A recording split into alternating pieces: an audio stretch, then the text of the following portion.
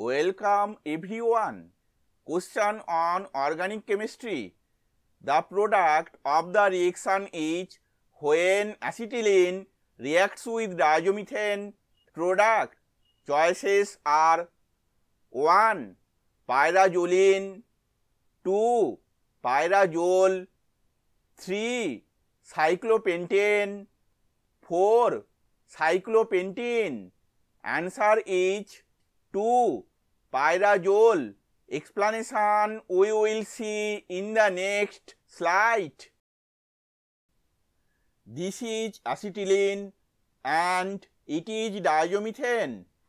At first N- attacks this carbon and this bond moves here.